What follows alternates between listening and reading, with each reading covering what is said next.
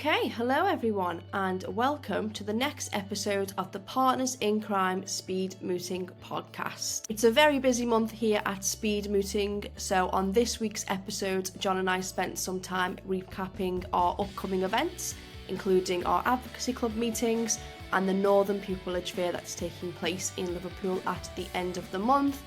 We also had some fun recapping our National Speed Mooting competition, the Autumn Cup, which took place in London this past Saturday. We also spent some time answering your questions, and as part of that we had a good old discussion on the work-life balance in law firms. So it was a really interesting episode. John and I enjoyed recording it, and we hope you enjoy listening. Welcome to the podcast. We're live. We're back. We are back. We are back. Episode 24, Hayley. Yep, episode 24. Episode 24. That means we've been recording for 23 weeks. It does. It does. And we're pretty much there or thereabouts. 6 months in, I think. Wow. Yeah, pretty much. It's been a whirlwind. Yeah, very close. I think when you get to 26, that's half a year, isn't it? So that'll be when we're 6 months in. So we're nearly there. So yeah, 23 weeks of recording. It's going well, isn't it? I think so. All going in the right direction, this podcast. I'm still enjoying it. Me too. Welcome along if you're new. If you're a repeat offender, welcome back. We're giggling because that's how John greets the Advocacy Club members. Yeah. Twice a month. You had catchphrases, that would be one of them. Yeah, it'd be one of the catchphrases, wouldn't it? So for those who don't know, we like to name our episodes. So we mentioned it's episode 24.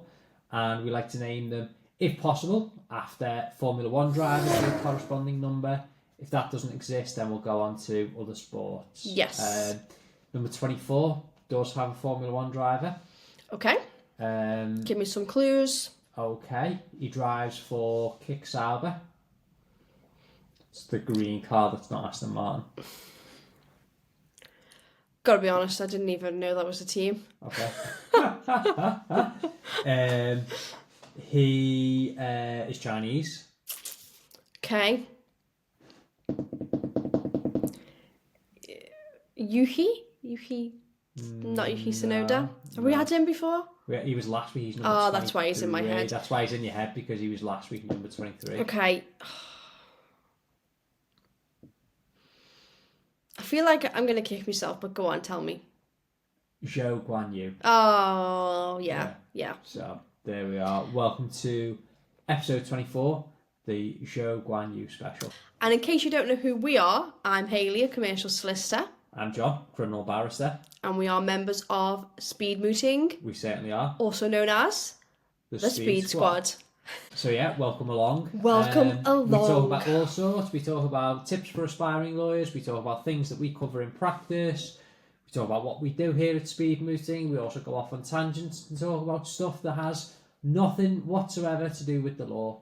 But if you have anything to do with the law, hopefully you find our podcast interesting. Indeed. And the name of our podcast, the Speed Mooting Partners in Crime Podcast. And we get that name because our flagship competition, the National Speed Mooting Competition. And this past weekend, we held the National Speed Mooting Competition Autumn Cup in London. Second time we've ever held a competition in London. And I think it went well. Did you have a good time down there, Hayley? I certainly did. It's always good to visit our capital city. It certainly is. If you've never been to one of our in-person competitions, you just can't describe the atmosphere there. It's such a good day, particularly in the morning. It's so sort of frenetic, isn't it? It's brilliant. Such a buzz. All the people there so excited for the day. And everyone has a great time. You know, we get so many comments in the aftermath from judges and competitors alike about how much they enjoy it. So, you know, if you are, as I say, anything to do with the law, if you're not qualified yet, come and take part. If you are qualified, come and judge. It's a great day. Yeah. So, if you don't know about it, what we do with our speed mooting competitions, we have a pre-drafted problem, pre-drafted skeleton arguments, case law that's included within the bundle. That goes out to competitors the night before the competition. So competitors have got less than 24 hours to prep. and they prep for both sides because they don't know which side they could be acting for from one round to the next. Yep. We have 128 people take part in this competition. So you imagine we're in one university, BPP, London Central, and we have 128 people, plus I think we have 45 judges rocking up, so it's very, very busy in the morning, and that's why I talk about having such a good atmosphere, so many people there for the day, excited, buzzing, etc. Yeah, it's great, and it's knockout style competition, isn't it, John? So as John said, we have 128, and then at the end of the day we have just 2 finalists. Yeah. And it kind of reminds me of football, because John has this huge spreadsheet and we always put that on display for everyone to see. Yeah. So we have all our competitors down at the end of each spreadsheet. The end of each column. So it's on the outsides, isn't it? Yeah, it's on the outsides, and then as the day goes on, the boxes get bigger and it goes in and moves in to the 2 finalists at the very end. So you can watch as the day goes on, can't you? As it's getting, we're at quarterfinals now. We're at semi-finals now. Yeah, it's like if you ever remember, when the World Cup's on and you get your World Cup chart for, you get it free in the newspaper, you wall chart, you put it up on the wall and you mark it off as teams are going through and everything. Yeah, absolutely. It's so much fun. Yeah, it's good, isn't it? Yeah. So we enjoy it, and because it's speed mooting, we give 7 minutes for submissions. And it's all about how quick you can think on your feet. It's a brilliant day, isn't it? It's amazing. And we have people coming from all over. I would say all over the country, but this year, and I think we have in previous years as well, I know we had someone come from Northern Ireland. Yeah. We had someone come from Dubai. Mm-hmm. Yeah, we had. I think we had 2 people travel from the Middle East. Yes. Yeah. Just incredible. It's insane, isn't it? I mean, it? I did a post on LinkedIn on the Friday because I was curious, because we worked out our distance, didn't we? And it was 208 miles. 208 miles each way, yeah. Yeah, from Liverpool up to London. So we did I'll have to share the result of the poll actually. And it was like, how far are you travelling? Less than 50 miles, less than 100, over 200, etc. And when I checked it on the Friday night, it was 48% was over 200. That's crazy. We were like, oh my gosh, yeah, people really are coming from all over the country. Yeah. And then you speak to people on the day and they're like, oh yeah, I flew over last night for this. Absolutely incredible. So that just goes to show, it's a credit to you, John, because you started this, 12 years ago? 12 years ago. How prestigious it's become that, people take the time to join us from all over. Yeah. Oh, yeah. It means so much to me to see how far people are coming, and it just shows how prestigious the competition is. The fact that people are willing to take this time out of their diaries to come and compete. Yeah. And likewise for the judges, to come and judge. So, we're ever so grateful for everyone. Yeah. They weren't all from London. They were from all over as well, weren't they? Yeah. There was a solicitor from Liverpool. Yeah. We would have travelled up together had we known.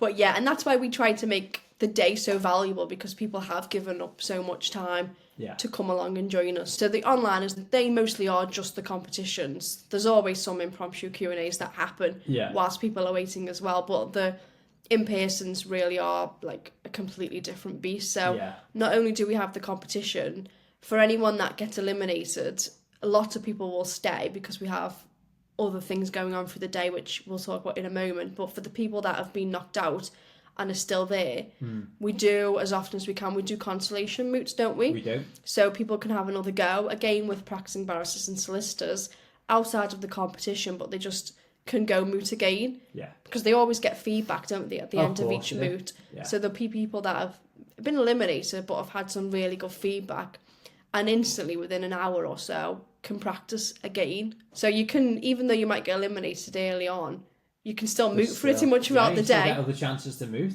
So we do that throughout the day. We also do a Q&A each year. So this time we had Darren Weir, who is a former barrister, current mediator, current lecturer at Kent University. Yeah. I think I've covered everything there, but Darren, like you, John, he's a man of many trades. Yes.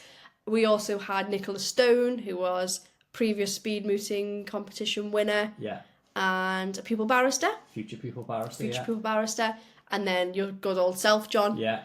Hopefully I was able to add some insight. Yeah, I think so. So that was our Q&A sessions. That's always really valuable. And then an advocacy exhibition as well. So that can change each year, can't it? Sometimes it's a mock trial, sometimes it's an exhibition. And this year you delivered a really good workshop on the plea and mitigation, didn't you? Thank you. Yeah, so I thought I'd talk to people about what the plea and mitigation is, what would feature within the plea and mitigation, how I would go about it, and I finished with an example. So I showed them how I would go about a plea and mitigation in a very specific scenario. So one of the scenarios that we use for our Advocacy Club, and we've had some good feedback on that, so I think that people found that really helpful. Yeah. I was watching, it was really good. Oh, bro. Really, really good. I mean, if you weren't a barrister, plus a business owner, plus a carter, plus everything else, you could probably be a teacher. I reckon I could, I've probably got the skills for it. Just no more time in the day. Not at all. So yeah, it was amazing. And we all go to the pub afterwards as well. Oh, yeah. So plenty of chance. Yes, plenty of chance to network. We also have a huge networking lunch right in the middle of the day. I'm probably missing other stuff. So much other stuff, but it's just... It's crazy, isn't it? So you out, doesn't it? It really does. I think we're only just recovering now, and it's Wednesday afternoon. So we arrived in London, didn't we, John? About midnight. Very late, midnight on the Friday. Yep, and then we were up, and we were over at the uni at 7:30, setting up, and we didn't stop. Left the uni at 6. Left the uni at 6. We were in the pub. Went for a meal. And then probably back in the hotel for 9:30. Yeah, gosh. Full day, but we absolutely love it, don't we? Yeah. And then drove back on the Sunday, didn't we? And we had a pit stop in the Bull's Head. The Bull's Head in Turnford. Turnford, that's it. You keep saying Bulford. I keep mixing the two things, that's it. The Bull's Head in Turnford.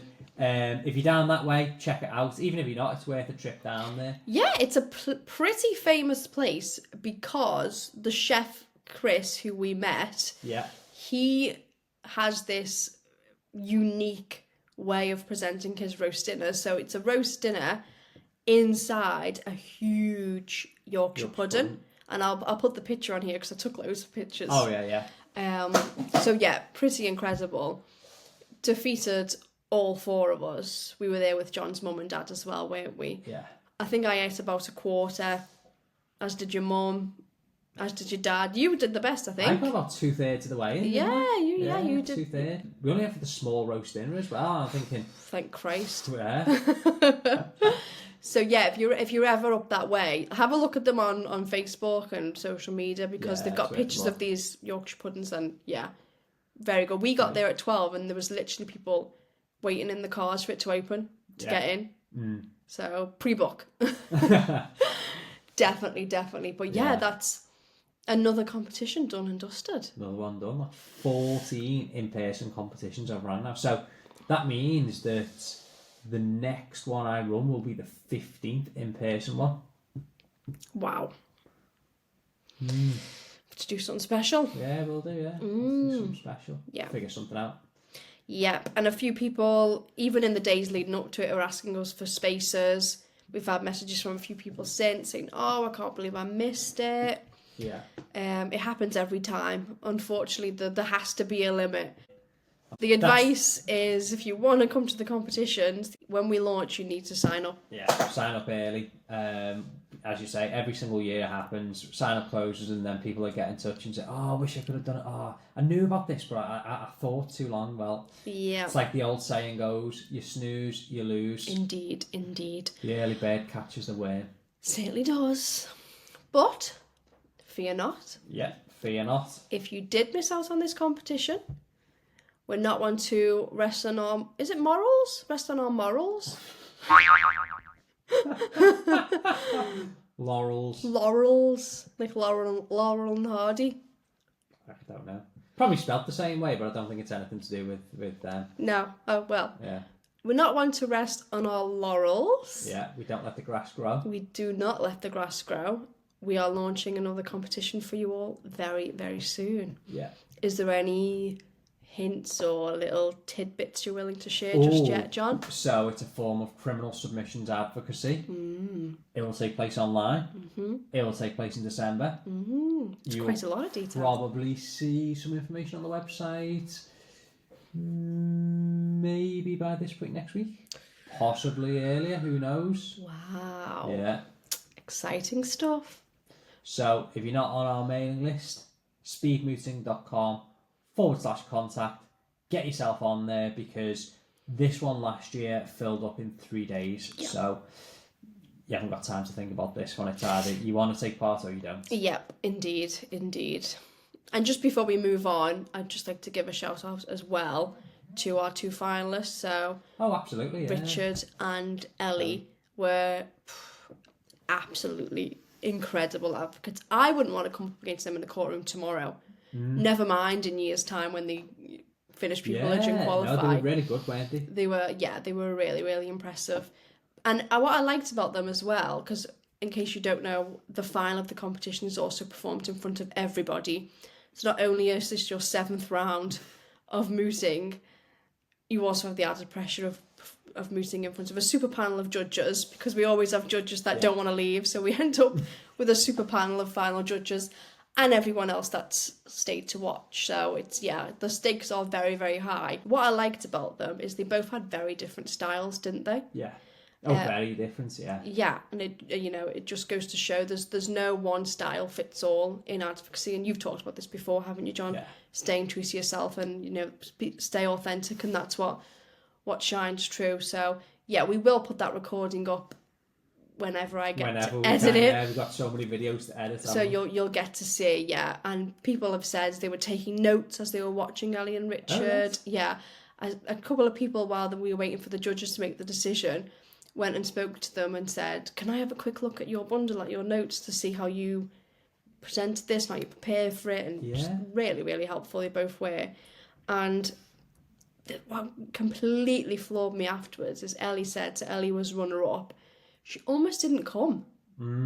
She woke up that morning, she's like, oh no, I'm too nervous, I'm not ready for this, maybe I shouldn't come. And she pushed herself to come. Yeah. And not only did she build up the courage to attend, she thrived. She got to the final. That's the final. Like, it's incredible. Yeah, it's one of those things, everyone's got a little bit of self-doubt there, and imposter syndrome. Yeah, you just got to push yourself a little bit, and it's the only way you sort of progress in life. Particularly within chambers, you get comfortable with a certain level of cases, and then something will come in, your clerks will say, "Oh, do you fancy one of these?" It's a little bit more in depth than what you've done before, but you just gotta, take the jump, take the plunge, and that's exactly what Ellie did on the day. She was a bit nervous, but she said, "You know what? I'm gonna rock up," and she did it. Yeah, she did it. She went all the way. She got to the final. So, well done. Well done. Right, that was nearly 20 minutes talking about that competition. Well, lots to speak about the speed moot, isn't it? So, lots to speak about. Definitely. So, we've got a couple of questions, but before we do, we'll go in chronological order what we have coming up for the rest of the month, because this is a busy month, our busiest month ever, I want to say. So we've had our competition. Next week we've got the public speaking session of the Advocacy Club. Yeah. Do you want to tell our audience a little bit about that, John? Yeah. So nothing legal about it. It's all about public speaking. So the Advocacy Club gives people the chance to practice in a low pressure environment. So next Tuesday, members will get the chance to meet on Zoom. In advance, you'll prepare a short speech if you want to. If you want to just watch, you can just watch. On the night, I'll break people off into small breakout rooms. And within those breakout rooms, each member will have the chance to perform their speech, which is up to 6 minutes. It doesn't have to be 6 minutes. It can be 2 minutes if you want.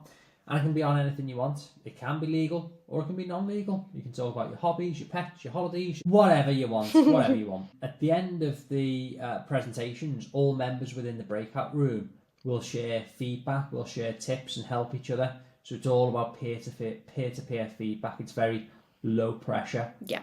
So that's our public speaking session that's coming up. And as you say, John, it's legal or non-legal. Although I think a large majority of the members still are aspiring lawyers. Yeah. We do have a handful that aren't aspiring lawyers, and this is something we probably need to shout about more. I mean, if you know somebody that they may not want to go into the law, but maybe they just want to build up the confidence or whatever their profession is, public speaking is a part of it, or their aspiring profession is. So, it is, by all means, tell them the Advocacy Club, the public speaking and debating session, is for anybody. Yeah. So you don't need to want to do law or want to be a lawyer to take part in that club. So yeah, spread the word, because anybody and everybody is welcome.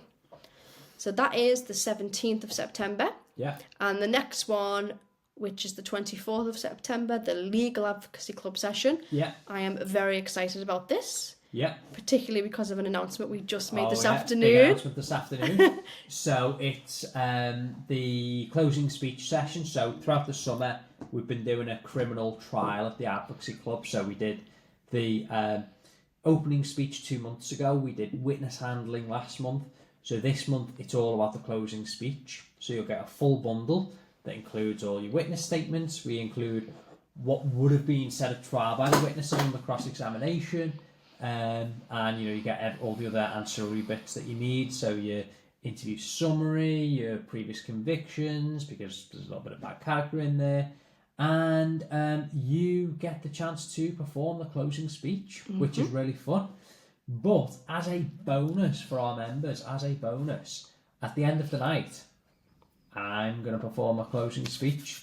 So you'll get to see me, John Dove, delivering Criminal barrister speech. in action. Criminal barrister in action. You don't even have to put your suit on and go down to your local magistrate court. You can watch it online. Oh, yeah. I mean, we had to, didn't we? We keep saying the closing speech is one of your favourite forms of advocacy. I enjoy the closing speech, so yeah, well worth watching. Definitely. And that is exclusively for our Advocacy Club members. So Certainly is. When we bring everybody back to the main room and John gives some hints and tips and insights, we always record a part of that session, don't we, for our YouTube channel? Yeah. But this segment of John performing the closing speech is exclusive. Is for our members. Yeah. So if you want to see John in action, sign up, speedmooting.com. They are our Advocacy Club meetings. That will take us to the 24th of September. Yeah. And then very shortly thereafter, our biggest event so far. Yeah, biggest event ever, the Speed Mooting Northern Pupillage Fair. Boom. So it's in the Liner Hotel in Liverpool. It's going to be a great day, isn't it? Yeah, it really is. I think as we speak, we've got over 600 people signed up to attend. Crazy. Yeah, and a wide variety of exhibitors coming. So we've got chambers, law firms, educational providers, and a really good mix of other organisations that can give people experience and boost their CV, etc. So it's all about making sure you're ready for pupillage and that you can meet people that may be able to give you that all-inclusive pupillage. Absolutely. So if you've got any interest in the bar whatsoever, you're looking to become a barrister, I'd highly recommend it. You're going to meet so many people. And on top of that, you're going to see some talks as well. So we've got talks from chambers, from firms, from educational institutions, and I will even do an advocacy workshop as well. So it's got to be worth it just for that. Oh yeah, definitely. So check it out, speedmooting.com, click the link for the Pupillage Fair. You can get all the information there and sign up for free. And once this month is over, we are going to need a holiday. We are indeed. Which is handy, because we are on holiday. We are on holiday, so... beginning of October, we are off to our favourite place. Tenerife. Spend time on a beach, spend time on a boat, in a water park, in an animal park, just doing all sorts, aren't we? Yeah. Before I met John, my holidays were all-inclusive, pool, cocktails, beach, repeat for 7 to 14 days. Now it's a little bit of rest, something crazy, like jump on a jet ski, then another little bit of rest, then something else crazy, like go down a water park ride that can kill you, then rest, then something else. Like there's it's a very different experience with you, John. But you know what? I couldn't do the whole just sitting there for 7 days. It's all right. Oh, there's definitely something to be said for it. But we lie on the beach for a couple of hours and you're like, should we go for a walk? Yeah, it's all right for a bit, don't get me wrong, but anything more beyond that, I'm too active as a person to just lie there and do nothing. You get jittery, don't you? You get bored. Yeah, I get bored. Yeah, it's a fair point. Even when we're on the beach, I could happily just paddle my feet occasionally, go into the waist, like Fine, done. Go back and sit and read for hours. With John, it's every 20 minutes. I'm going back into the water. And it's not a paddle, it's full-on snorkel mask. Off into the depths of the ocean, counting, finding the fish, and then coming back. Yeah. I remember last time we were there, and it was the water was quite choppy. I know. And John was like, wow, I need to go get in the waves. You're just like a huge child, aren't you, John? And he lost his snorkel that year. I lost my snorkel, so I'm going to need to buy a new snorkel for when I go.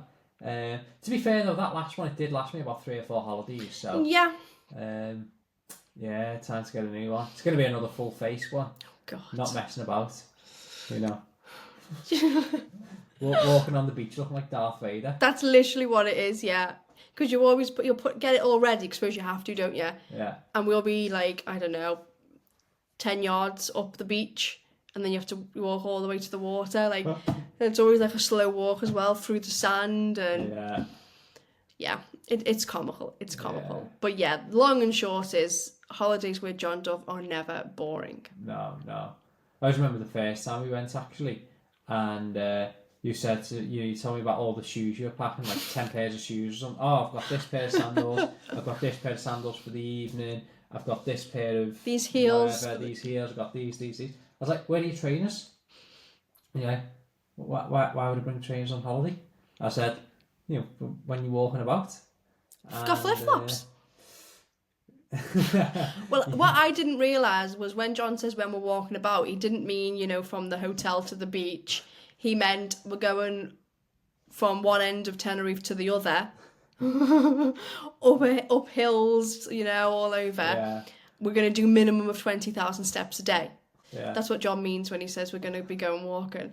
So I think I got to like the 3rd day and I was like... I don't even think you made it that far. I think it was day 2. Day 2, and I was like, oh my God, my feet are killing me. Now, believe me, all I pack is flip-flops and trainers. All them beautiful sandals and heels I've got, especially for holidays, don't get much use anymore. But there you go. I wouldn't change it. Keeps it interesting.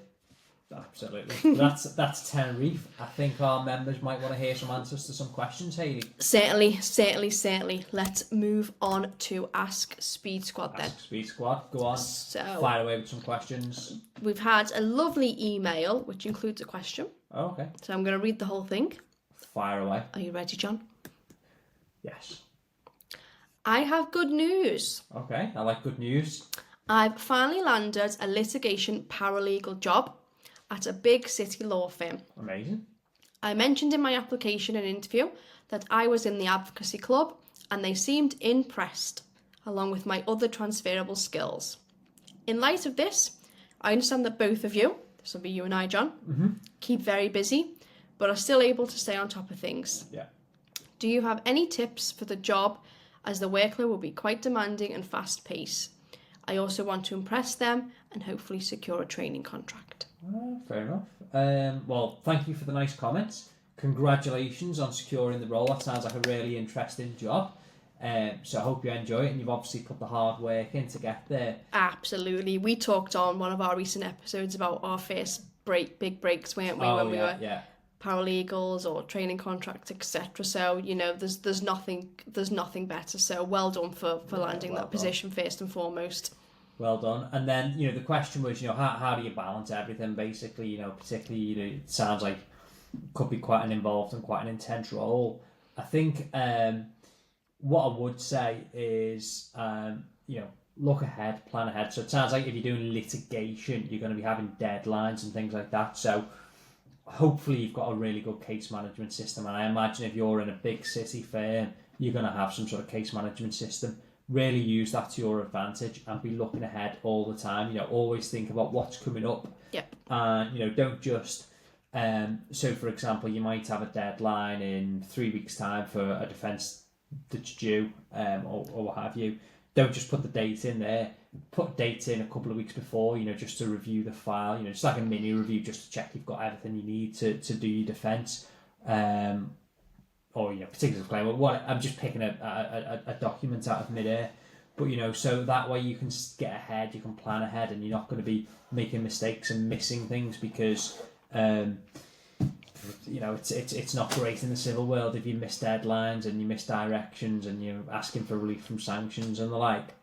And then to answer your question about how can you impress them to try and get a training contract as well, I think just show willingness. So obviously, you're within your specific department. I mean, it sounds like you might actually be interested in advocacy as well, because obviously if you're following us, you may have an interest there. Volunteer for things like that. If there's other departments that do little mini hearings in the district judges' chambers, volunteer for those.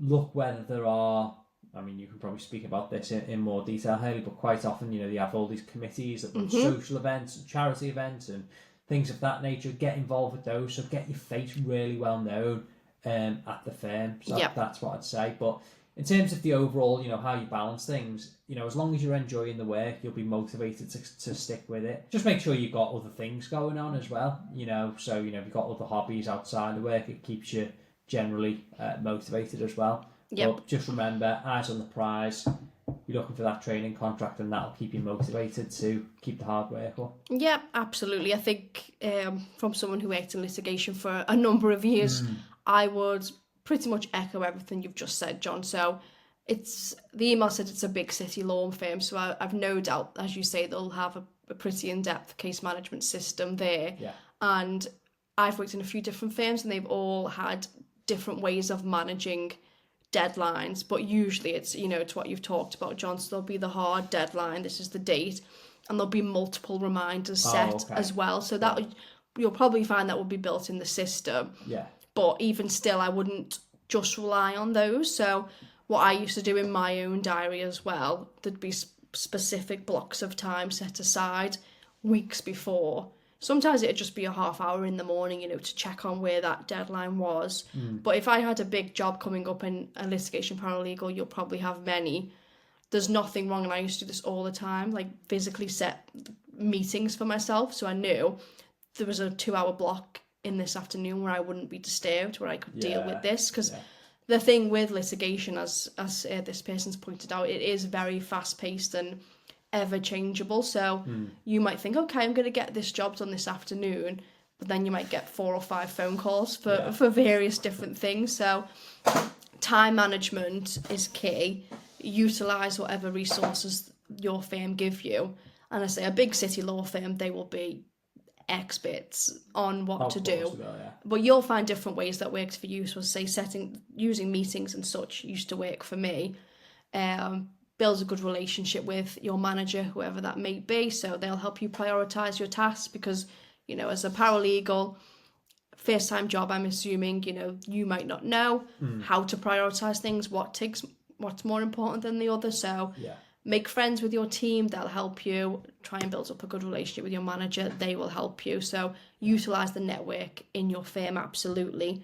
And to impress, I've talked about this before, but getting involved with committees and events and really integrating yourself in that firm is a really important way to get yourself that training contract. Let the firm see that you're a well-rounded person and that you really are integrated in multiple areas of the firm, not just your own department.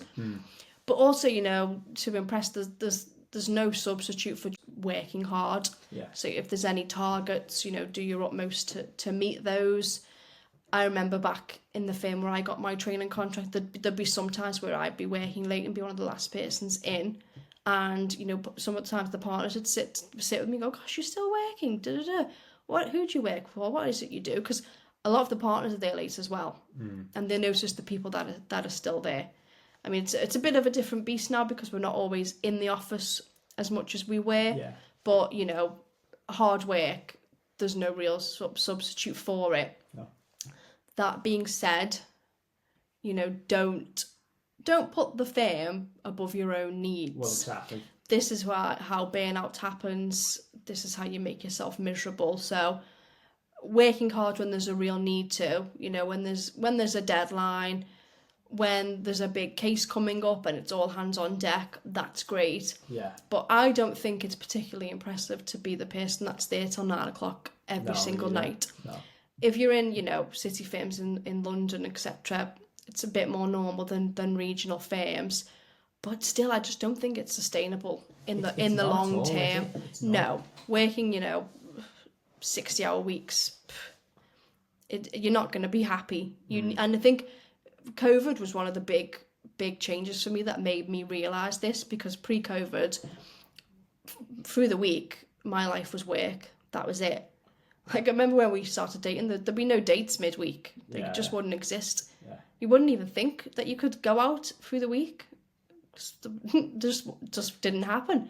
And then suddenly, when we got to work from home, you realise, oh gosh, you can switch off by 6 o'clock, 7 o'clock, and you can go out, and there's the work-life balance really shifted for me during COVID, and I still advocate for that now. Yeah. Most firms don't make you go into the office every day, so the work-life balance is a little bit easier.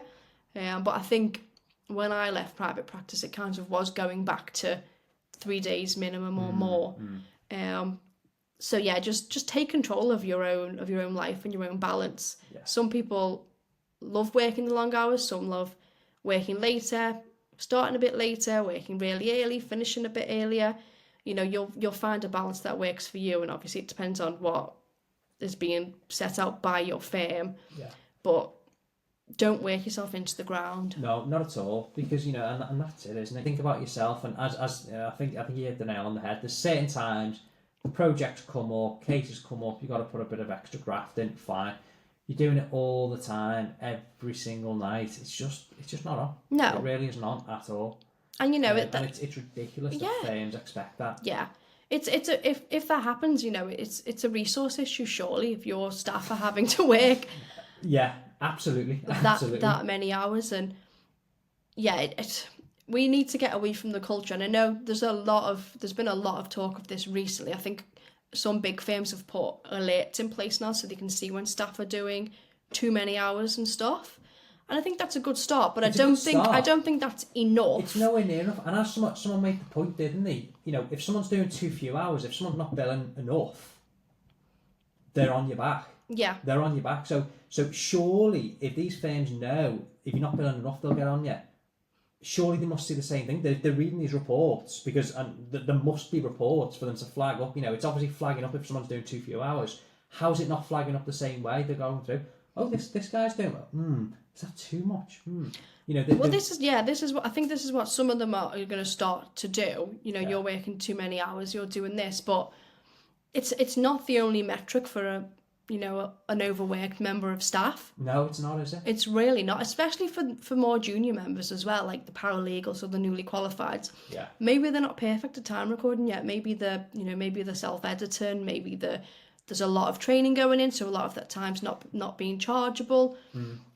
It's for managers to know the staff, I think, and know if they're okay or if they're not okay. Yeah. And also it's having that bravery at a junior level, which is really hard to say. I feel like I'm, working, I can't work any harder, but it's not working out on the tables. It's not showing here, like, what am I doing wrong? And we've talked about this a lot, haven't we? There's a lot that law firms need to do to be healthy models of business. Of course, I think. Yeah, and as you say, I think you hit the nail on the head. The resource issue. If your team are working, 50%, 60% more hours than they need to, then obviously you need to increase your work, your staffing by 50, 60%. Yeah. And guess what happens then? Staff are then working fewer hours. They're working their regular hours, and they're less burnt out. They're less tired, so they actually perform better. Yeah. During those times. I've heard stories of firms that have said, "Oh, yeah, we can't deal with new inquiries because we're that busy." So, hang on. Surely just take on more staff. You can deal with those inquiries, and guess what happens? You bring more people in. Yeah, definitely. Just fundamentals of business. It's shocking. It seems quite simple, doesn't it? It really does. Sitting here, yeah. But yeah, back to this person. We don't need to go onto a tangent and scare you off too much.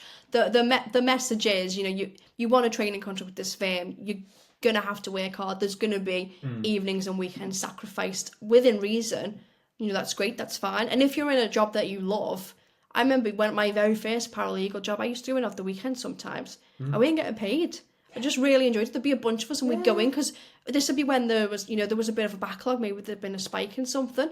We'd all go in the managers would come in with us sometimes, and then we'd all go out for drinks and stuff, and then if I ever got up to senior management, they'd be like, oh my God, look what you've just done, that's amazing. I'm going to take you all out for a meal, going to give you this. And, perks would come naturally because the boss would be really grateful. Yeah. And this was a smaller firm, so it wasn't one of the major firms that, had money to burn. This was like a really small firm. There was one senior partner, etc. So he really appreciates us, and we really appreciated him because we just loved what we did. So it wasn't as if you felt pressure for doing it. No, it was just you just loved the job that much, and you were kind of doing it off your own back, and it worked out because you impressed them, and in turn the firm rewarded you because you then had more responsibility, a better role. So it kind of worked out. It does. So there'll be times when you do have to give. Your work-life balance will suffer a little bit, and that's natural. Always the case, yeah. But make sure you do fight for your work-life balance. Yeah. When you're entitled to holidays, take them. Yeah. I mean, I used to do this all the time, and I look back now and think, oh, why did I do that? Taking your laptop on holiday, your work phone on 24 hours a day, it's just not good for you. But, I mean, just to come back, we're not trying to scare you at all. Not all firms are bad. And not all roles are require you to work stupid hours. So absolutely. Go into it. I'm sure you're super excited. Remain excited. This sounds like a fantastic opportunity. And keep us updated how you're getting on. Yeah. If you've got any more questions as it goes, we know this person anyway. They send in a lot of questions, so I'm sure they will keep in touch with us. But keep asking us questions. We're always happy to help you out. And really, best of luck with the role. Boom. Question number 2. Question 2.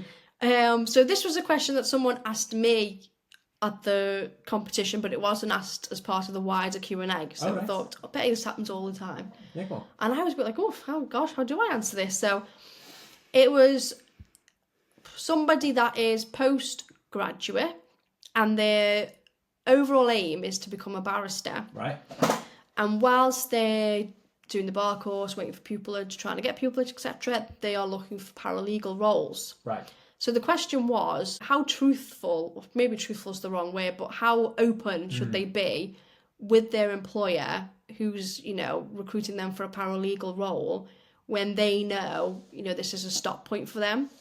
And given that they want to be a barrister, it's not even, because I've had it where you don't want to be a paralegal forever, but you'd like to grow within the firm. Yeah. So that's one thing. But this was, probably want to be with this firm for a year or two, and then they're going to go. How do you deal with that in an interview? I think be as straight as you can, because as you say, most paralegal roles, they're not jobs for life. Yeah.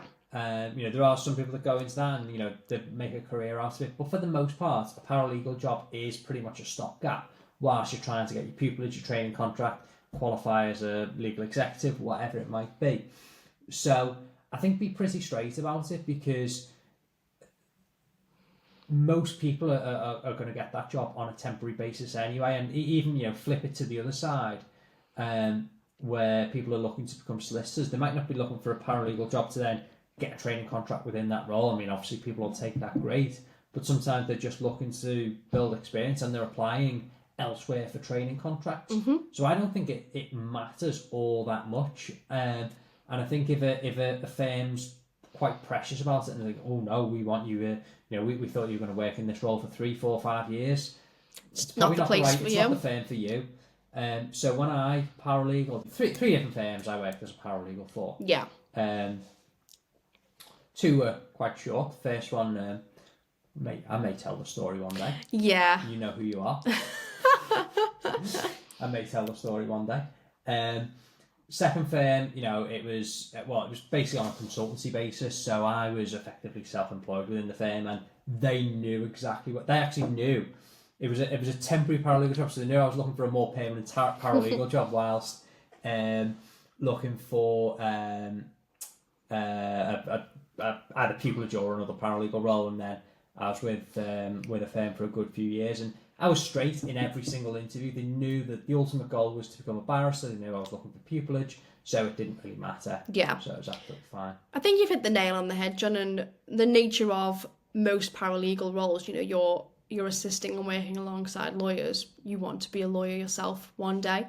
So most people recruiting for paralegals know full well that the pool of people that want those roles want it, to boost their experience and to boost the CVs until they qualify themselves. So you'll probably find that most firms they'll already know that, they'll expect it, and they'll be fully supportive of it. And as you say, John, if the rare person says, oh no, we really want someone that's going to be here for 5 years plus, then it's just not the right place for you. Yeah, it's few and far between the firms that'll take issue with you, so don't panic at all. Definitely, but that's an important point to make, in that when you're going for an interview, and people always forget this, it should be a two-way street. The firm has to be right for you, and you have to be right for them. So you want to be a barrister and you're looking for somewhere that's going to give you a job for a couple of years, but the firm wants someone that's going to be there forever, then they're not right for you either. So it's a two-way street. Yeah, absolutely. So hopefully that's answered your question. Yeah, we're giving very long-winded answers today. We really are. We've been going for some time.